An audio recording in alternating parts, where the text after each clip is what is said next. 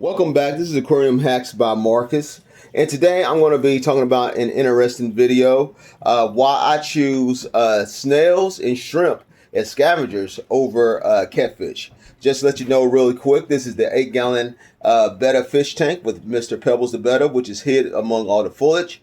And this tank is well planted with driftwood and dragonstone, and we've got some 4 panda cories in here: Pebbles the betta, MTS snails, spiked trumpet snails, ramshorn snails are the inhabitants of this tank, along with many different types of shrimp that is in this tank. And then if we look over here, hopefully you can see that there. But this is my not shrimp, but my snail quarantine tank, so to speak, which has nerite snails, spiked trumpet snails, ramshorn snails, and MTS snails in it. And then we move over here to my bigger tank, which has, of course, is just talking about scavengers here. I've got pandageras.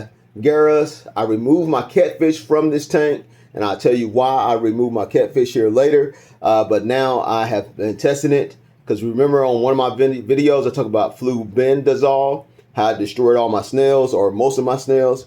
Well, now I am testing it out with a couple of nerite snails that have been in this tank for actually going on over a week now in this tank, and have not died at all. And so I think I'm getting ahead on that. So I give you some tips on how I am, at least for what it seems as of now, becoming successful with flubendazole. So let's get the camera back on me.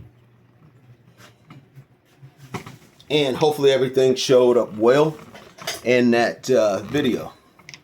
Well, anyway, let's talk about a little bit about, first of all, why I choose snails as my scavengers over catfish. Now, and I go back and forth on this thing a lot sometimes, because sometimes I'm like, I get that itchy feeling and I want to put catfish in my tank. And then I get that feeling that I don't even need catfish, right, for scavengers. And so why do I say that? Well, for me personally, and from my experience, keeping catfish is nice if that's what you want to do. Keep catfish, but you have to catfish loaches, pandageras, whatever kind of scavenger you want to call them, placostomus, bushy nose placos. All these fish have to be fed. Okay, they cannot rely on just scraps from your aquarium. Okay, they cannot rely on that. You can't expect them to continue to live and be healthy just living on scraps. You have to feed them. And I'm going to give you an example. I had Synodontis catfish in this tank. Love them. They were good looking fish. I never seen the fish hardly, because they wouldn't come out until nighttime. So that was a bummer, right? Got this beautiful fish done and can't see them until night. And so, but regardless of the fact, I still had to feed those fish at least 3 to 4 times a week. Synodontis catfish are bigger catfish. They're gritty. They are a fish, and they have to eat. When they eat the little scraps that fall down from where the fish don't eat them, yeah, they eat those little bit of scraps. They eat anything that they possibly can, as long as it's food. What, can they survive off those little scraps? No, they cannot survive off those scraps. You have to feed them like you feed a regular fish. Matter of fact, if you wanted to, you could just have a tank full of catfish, and that would be a cool tank, a really nice tank. If that's what a person wanted to do, they would still have to feed them and take care of them. And so, with that being in mind and everything, and the catfish can't get into all small crevices and places, they're just at a disadvantage in my book than snails or shrimp are. Snails can get under the crevices. They can get in between rocks where that food falls in, and they can eat that food.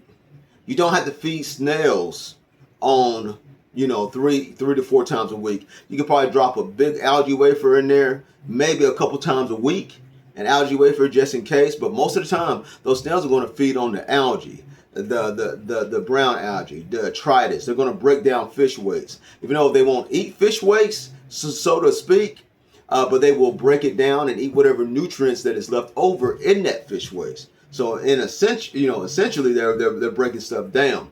They will eat dead plant matter, the detritus or anything like that that's in the tank.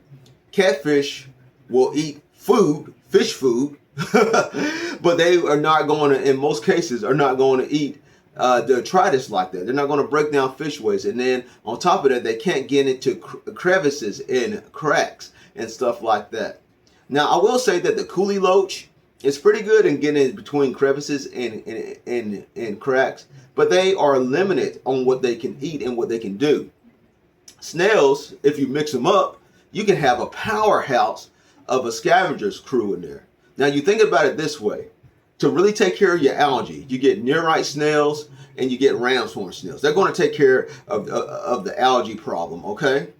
To take care of most of the detritus and the dead plant matter, and to get your gravel all nice and clean and fluffy and everything, you add MTS snails or a spiked trumpet snails. They're going to clean up that stuff that gets down on the bottom. You combine those snails together, and you've got a master cleanup crew for your aquarium. You really do. And they're not going to poop as much or cause much of a, shall I say, of an ammonia spike or much of a poop problem as Plecostomus and some of these larger catfish. Shrimp are excellent. They definitely populate the tank well. They will get into crevices and cracks and crevices and stuff like that. You combine your shrimp. You combine a mono shrimp, which are excellent algae eaters for hair algae and all kinds of algae. And you combine the red cherry shrimp to get inside the crevices and everything in the small food. And you got a really good cleanup crew there with just using shrimp.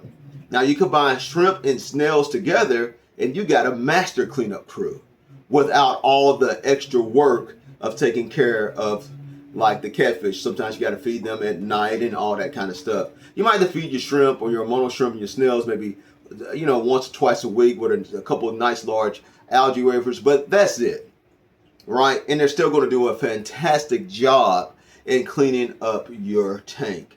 And so that's why I actually removed my catfish out of this tank, and now I'm just using snails. Now I can't put shrimp in that tank, of course not, right? The fish will eat the shrimp, but I can put MTS snails in there, spiked trumpet snails in there, nearite snails in there, and they will do just fine. Now, of course, I was talking about flubenzol with nearite snail problems. Now my other snails are doing great, but I have tested out 2 nearite snails in this tank. It has been over a week since I've done my water changes and stuff like that with that flubenzol in there, and they are doing fine. They're moving quickly. They haven't slowed down. I don't see any deaths. I come back at night to check, see if they're still alive, and they're in the tank doing fine. So what I've discovered with flubenzol, don't mean to bore you with the video, but I did a little test on it to see why this stuff has been in people's tanks for so long, months and months and months down the line, constantly killing their nearite snails and stuff like that, even though their pet snails seem to survive. Well, here's a test bottle. I put some flubenzol or fluben inside of this water bottle here, inside this big water bottle, and this has been here for over 2 weeks, and as you can see, it has not dissolved very much. It is in the water column, which your carbon and purigen and stuff like that will take it up. But as you can see here on the bottom, it goes right. A lot of it goes right on your bottom, right to the bottom. So what does this tell me when it sits on the bottom like that and hasn't dissolved completely in your tank? Well, what that tells me is that when you put it in your tank, and if you don't pre-dissolve it as much as you can with like vodka, that stuff will go to the bottom of your tank and it'll sit there. Now, the only good thing is that it's very, very light. This is very light. I mean, gravel vac will easily vacuum this out. This is lighter than your sand. So you can easily get this vacuum out. If you can easily get it out if you do a thorough vacuum of your sand. Now, what I have also done with this is I've, of course, went through my filters, and I didn't like take a water hose and wash my filters off, but I just took some aquarium water, dipped my filters in aquarium water, rinsed them off in aquarium water, and put them back into the filters. I did that too. And I did wash off a lot of my decorations because I had to take them out and do the gravel bags. And so that's what I did in order to combat flubendazole, where I'm now in less than a month's time, maybe it's been a month, but now I'm able to start putting some nearite snails back in the tank, at least as of now. I'm going to continue to test after November 1st. If those nearite snails are doing good, I'm going to put all my nearite snails back in there. Now, I was talking about snails earlier, and here is a tank. Here's some water. Let me see if I can get it on there. Let's see if I can get it.